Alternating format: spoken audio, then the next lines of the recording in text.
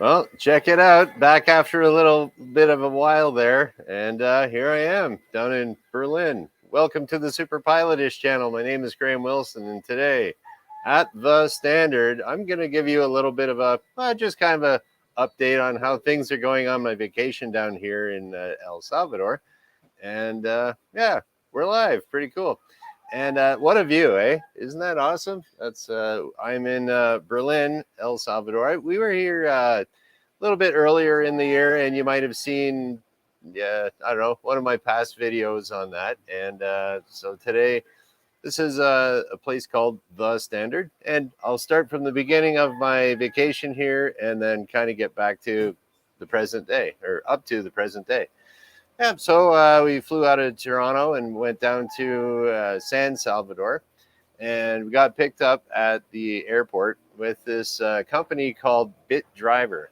And if you do a little Google search on Bit Driver, it's the I think it might be the very first taxi service in the world that's ever taken Bitcoin as a payment. And so that's one of the things down here in El Salvador. Oh, hey, Mon Amour, thanks for showing up.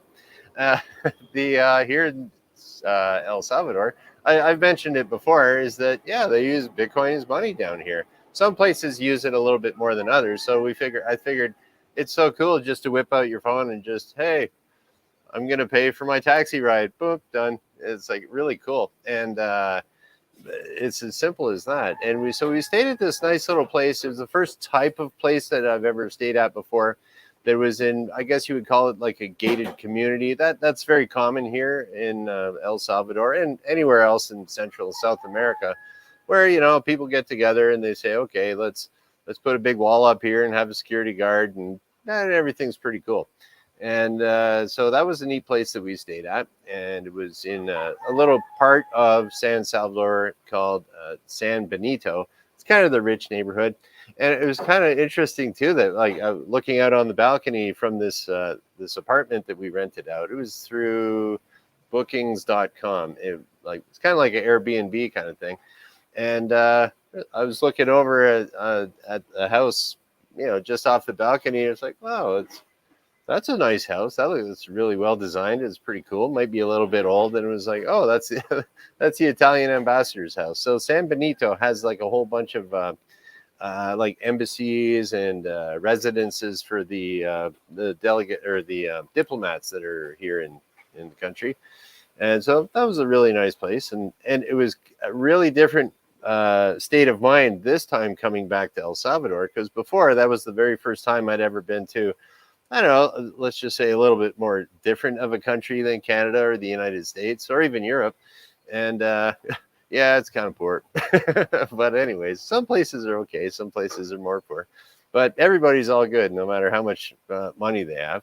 And yeah, so the second time coming here, it was like I didn't have the apprehension that maybe I had the first time around. It's like, whoa, I'm going to this weird country. How is it? So we just went back. Hey, let's go up to the Super Selectos on the next day, get some food, and hang out and stuff. And then, okay, so that was in, we were there for a few days. Didn't really do a whole lot of touristy stuff. We kind of walked down to, it was a bit of a walk, about an hour and 15 minutes from San Benito down to the Centro Histórico is what they call it. So the historical center of San Salvador. And that's where their national library is. You see pictures of that all over the place. And, the National Palace, Palacio Nacional, something like that. And they've been fixing that all up. And since the 7 months ago, since I've been here in El Salvador. Oh, hey, Rich, good to see you again, man. And so, yeah, they're just fixing it up like crazy, and like throwing in new, paving the roads all nice with nice paver stones and planting trees. And it, like, we walked down there, it was on a Saturday, and everyone's out there working hard on a Saturday. And it was like pretty amazing to see how things are changing and changing and changing around here so quickly. And so that's good news. And then, okay, so now we wanted to go to this town called Berlin. And this is what you see. Pretty much anywhere in the town, it's on the side of a volcano, an old volcano and an active volcano. But yeah, so you're kind of up, and it's all kind of mountainous like this, and the weather is beautiful here. So it's getting a little cold back in Windsor. You know, we pulled up our potatoes before we got down here and plant garlic when we get back. But yeah, so it was just about to get cold, and you know, I must be getting old or something like that. Like, run away from the cold. So anyways, we're down here, and yeah, so we went from San Salvador. We took that bit driver um, service again to get to Berlin. And it was along the way, like you always learn these little things when you go traveling. There's always some little thing you learn. So the cool thing that we learned, at least for me, the coolest thing was we were talking to the driver, Napoleon, and that's French, Napoleon. It's Napoleon. Anyways, Napoleon, he took us, nice guy. He's the guy that started up the bit driver service. They have a few different drivers.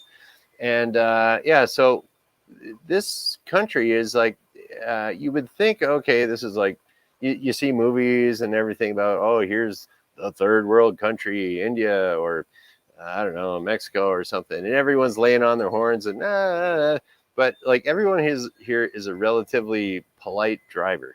They might be maniacs here and there, but like that, oh, well, that guy's going too fast, but you get that anywhere. And so I figured out the code. Well, I didn't figure it out. Napoleon told me about it, because you always hear these people, and the drivers are always on their horn, kind of beep, beep, beep, beep, beep. They're never laying on the horn, you know. And so we were kind of talking to Napoleon about that, and he says, "Oh yeah." So he never really thought about what you actually do. He's just like, beep. One little beep is a thank you, and it's like, yeah, okay, that makes sense. Because this one time, the day before, we were walking back, crossing this road, and I saw a guy with a motorcycle with his kid on his back. Now, I'm a motorcyclist myself, so I kind of watch for these things, and it's like, oh, there's a car coming, he can't stop that. So as a friendly pedestrian, okay, we just kind of stopped, and we let the motorcycle go in front of us, and he gave me a beep. It's like, what do you mean? Like, well, why are you mad at me, man? Or something. But then I found later on the beep is a thank you. So he had his hands full with his clutch and gas and everything like that. So he just gave me a little beep. Thanks for waiting for me, and so I didn't get smoked by this car. And so Napoleon told me, okay, the code for beeping your horn down here in El Salvador is 1 beep is thank you. 2 beeps is like, hey, watch out. You know, there's something going on. I'm going to hit you. You're going to hit me. Beep, beep.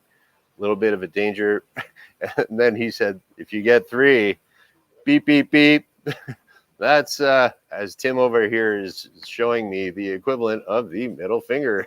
So anyways, yeah. Or as Napoleon put it, F you. Unpolitely, impolitely. So yeah, so if you hear 3 beeps, you definitely did something wrong. And so that was something new that I learned. And then we kind of came up here and checked into our place, and so what else did we do there? Oh, another cool thing there too is every Monday night here in town, I showed it before, there's a Bitcoin center here. So as the country of El Salvador is trying to, they've adopted this new digital money as a form of legal tender. There's a few little places in the country where it's kind of more of a help center, an education center, just anything about like, hey, do you have a question about this new money we're using? You go down to the Bitcoin Center, and there's some local experts that'll help you out. Like here, it's Gerardo and Evelyn, and they kind of run the show down there, and they give English lessons for the local kids, and they have anyone has any problems with, hey, what's going on with this money thing? I got it out. Should I take this at my business? Or, you know, all these gringos are down here trying to spend money on their phones. What's that all about? And they're like, yeah. So it's a really cool place, and it's improved too. And over the last 7 months that I haven't been here, and went to every Monday night, they have a meeting there, and they talk about some topic. It could be about anything. It's just kind of a way of the community kind of getting together and saying hi and hanging out and being social, but also learning about this and that, about how do you use this funny money. And so they were on Monday, we got in, and before that, we ran into some people that we met before, and they said, hey, we're going to go get some milk up the road. You want to come? I'm like, all right, sure. We got some time to kill before the meeting. and we walked up the road there, and there's this farmer guy that he's got a few cows, and he has to milk the cows in the morning and the afternoon. So that afternoon, I think it's like 8 in the morning and 6 in the morning, or 6 in the afternoon, that they milk the cows, and you can buy yourself your whole milk, or like straight from the cow milk, like no pasteurization or anything like that. Totally illegal in North America. Ooh, you're gonna die. Like that's the way they always did milk, like for what, thousands of years or hundreds of years. But anyways, it was pretty wild. We were there, and they turned that into cheese too. So I guess the way it works, and I didn't know this. Here's another thing you learn when you're on vacation, is that okay, the farmer goes out, milks the cows. He's out. I don't know. He's got a barn somewhere around. Drives back with the bucket of milk really quick, and then like it's still warm from the cow when they show up, and everyone lines up to get their fresh milk. And so the people we went up there with, they bought some of it, and I didn't buy any, but I thought, oh, well, cool, let's check this out. And hey, that guy is a milk farmer. That's pretty sweet. And then so they bought some milk there, and yeah, now I know what this where to get the secret milk is in town. And that's one of the things about being in El Salvador, especially in the smaller towns like this one, Berlin. It's kind of like there's no real.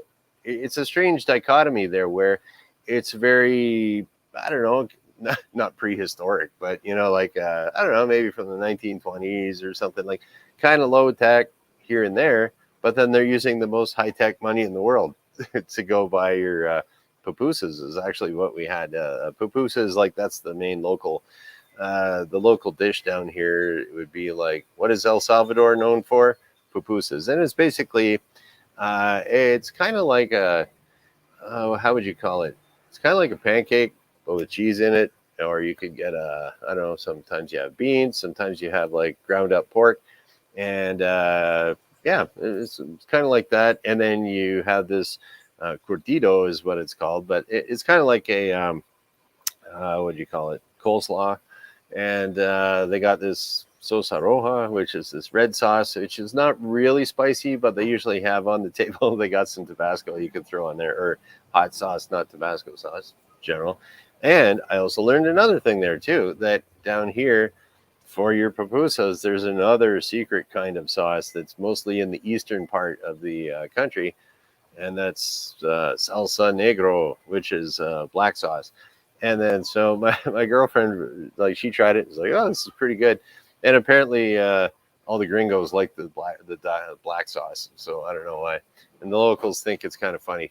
But it's anyways, it's this the way you make it is it's actually a mix of Worcestershire sauce and ketchup and salt and a little bit of flour to thicken it up. So I don't know, it tastes okay, kind of thing. But I like the red sauce, not the black sauce. So, yeah, little pupusa history there, or I don't know, telling you about how people eat here in the sauce in the eastern part of the country. You won't find that around the western part by Santa Ana or San Salvador. So, what else? Oh, I was thinking about maybe when I was in San Salvador, maybe seeing if I could get an airplane ride in there. There are a few flight schools out at the airport. Ilopango Airport, which is very close to the city, the city kind of surrounds it, but the one you fly into is a bit of a drive away from the city. But I was thinking about it, and I actually saw there was this. They have some military jets here. I forget what they're called. You sit side by side in them, and they're a little bit older, but like they're cool looking jets. They got ejection seats and stuff. What are they, Cessna something? And they got hard points. They got missiles on them and stuff and guns. But I saw one of these booting around the city, and he was cranking it around. It was like, oh, me want fly. It was like, but the weather was kind of, this is the rainy, just finishing up the rainy season. So it's like a typical thing, oh, I want to go flying. No, the weather's too bad. So it is very, I wouldn't say unpredictable, but difficult to predict the weather down here, because it can be nice, but then there's a thunderstorm rolling in, but it's sunny here. And then especially here in the mountains. Like you're looking at the weather radar and what's happening here, and yeah, it'd be very tricky for a pilot to fly around here safely. Or I guess if you're doing IFR, but then thunderstorms pop up too. Oh well, what the heck? I'm not flying around here. I'm on vacation, and so what else we got there? I can tell you about. Then that was Monday, and then we're up to Tuesday. What day is today? Wednesday. Yeah. So what did I do yesterday? Oh yeah, I just had to kind of run around town and get a little bit of cheese or little munchies for the room and stuff like that. Went to this little restaurant. It's called a Comedor, and it was just kind of like the food that they had was like mom and pop food. It's like here's your meat, vegetable, potatoes. They had this cool potato thing. I forget it. I wish I could remember the name. It was kind of like this potato chopped in half, like kind of thin, and then it had cheese in the middle and almost like a pancake batter on it. That was awesome, man. Little hot sauce on there. Good home cooking right here in Berlin. And it was like, what did we get? It was two of us had 2 plates of food. I didn't have a drink. She had they have these little fruit drinks they kind of make there. And she had that, and it was like $9. So you can US. And I paid in Bitcoin. Just whipped out the phone. Yeah. And it's funny, they don't look at you weird. Like if you walk into a store in Windsor, Canada, hey man, can I pay in this weird new money? Why do I need that? I got credit. Let me take credit cards and cash. And yeah, but I got this weird money on my phone that they use in El Salvador. No, we don't take that. But kind of understandable, like if you go in the United States, they're not going to take Canadian money. So what are you going to do? But I don't know. It's just kind of cool living in the new digital world. And Berlin, just about, I wouldn't say all the merchants here take that, the new magic money, but a lot. And probably the most per capita in the world is what they say. So I think it's a town of about 12,000 people, I think. And they're up to about 120 businesses. They just transact with Bitcoin. So that's kind of neat. And yeah, and then the horses walk down the road. Kind of weird. Anyways, yeah, so just a little update here. And Wrench, as usual, has a good question. So here we go. First of all, he's asking, shouldn't you be doing South America January? Well, the thing is, when it comes to going to South America, I really like there's a few little bugs around here. Not too many, though. Actually, I'll leave that up. Yeah, for South America, call me a chicken, but depending on what area you go into, well, I guess it's kind of like any country. If you go in this bad neighborhood, you don't want to be there, whether it's the United States or Canada or wherever. But that kind of doesn't exist in El Salvador because they got all the bad guys and threw them in a gigantic jail. So it's super safe down here. Women and kids are walking around at night, no big deal. But this town, everybody goes to bed early and they wake up early. So if you want the nightlife, don't come here. Stay to the big city. But South America, I'm gonna stay away till. Yeah, I'm too chicken to go down there, man. I'm sure there's like, oh, you go here, it's great, it's fine. Yeah, but I don't know that, and I don't want to take that risk. Safety man pilot just wants to be safe all the time, I guess. You start preaching safety all the time, and it becomes kind of part of your brain, and you just say, oh, too risky, no. Possible risk? No. So that's why I'm not going to South America. I like it here. Okay, what else we got here? Wrench is wondering tell us about the cars, big or small, Japanese or local, old or new, pickups, SUV, just econo boxes. Okay, what kind of cars they have here? Generally, the cars down here are all, what do you call that? Yeah, okay, first of all, we'll talk about how much they cost. Because I was looking into you think about some Central South American countries, something like that. Everything's cheap down there. Oh, yeah. How much are the cars? The cars are actually pretty expensive for what you get. The other thing about the cars is I would say the majority would be they're kind of like Hyundai or Toyota, or kind of Japanese Korean. I would say probably is the majority. Little cars that are pretty good on gas. Gas down here is what was it, about $3.65 a gallon. I think I saw that the other day. Don't quote me on that.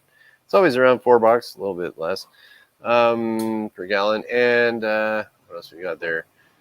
Yeah, I'd say probably little Japanese cars. And the way that they get a lot of these cars is that what happens is in the United States, say there's a car, it's the insurance company writes it off, and they say, well, what am I going to do with this write-off car? It's like, well, the thing is, the cost of labor down here is pretty cheap, and then they also have, like, it seems like there's mechanics all over the place here too, so they can get like a scrapped out car for nothing in the States, shipped down here, rip it all apart, rebuild it, and like, okay, weld in an I-beam over here where it's supposed to be for what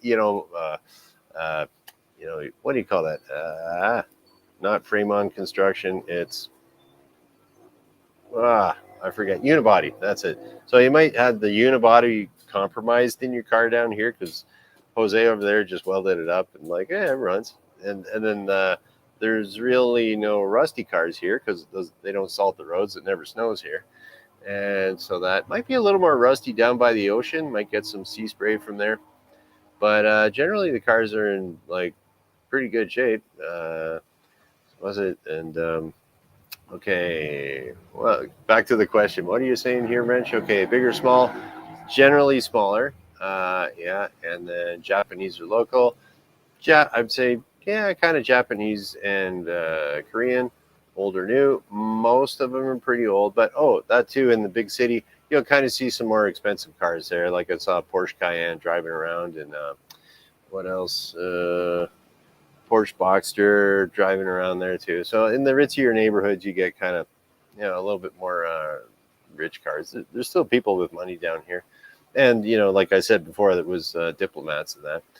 Okay, pickup trucks. They have the coolest pickup trucks down here. I love them. There's these little, they're not sold in Canada or the United States, and they have I don't know. I guess they'd be the little ones that you would see like over in Europe, where you can. It's not just the tailgate that comes down, but the sides will fold out too for loading and unloading, which makes sense for a very narrow street.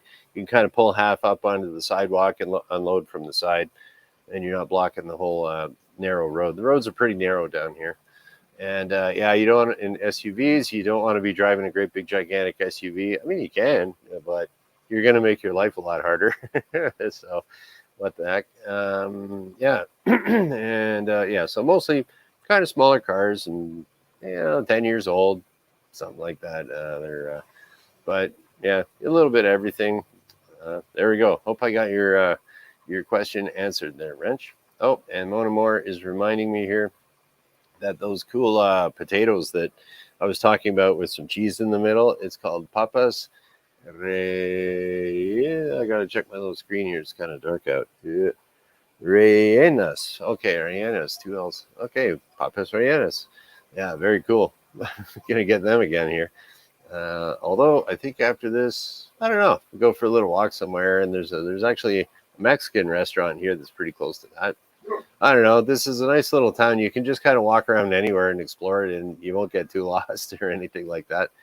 And I don't know. Just gonna go stroll around, work on my El Salvador weight loss plan, because I don't know. Last time I was here, walked around a lot and lost 5 pounds, getting all fit. So tomorrow we're going to be going up to. We're not going to hike up to the same old volcano we did before. We're going to be going a little bit further up to. There's a very scenic lookout, and they say you walk up to the cross, because what do you do if you're Catholic? You blow into town, you put a cross on top of the highest part of the city. So there's a big cross up there with a great view. We're going to hike up there and lose some more weight. Who knows? And yeah, so that's about it. And just kind of checking in here. Normally I do this Monday, Wednesday, Friday at noon Eastern, but I'm on vacation, so I'm going to see if I can get a few more of these in. Wednesday seems to work out nice. I'm going to be hanging around here for a while.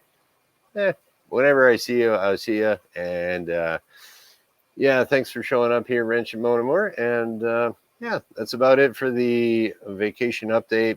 And will I have more exciting things to just talk about? And I'm not in my basement. Maybe. Well, I guess I better do something exciting then, right? Okay, great. So I might or might not be back here Monday, Wednesday, or Friday at noon Eastern, 10 Central here. So it's still the morning. And yeah, so that is about it. So thank you for watching. Bye.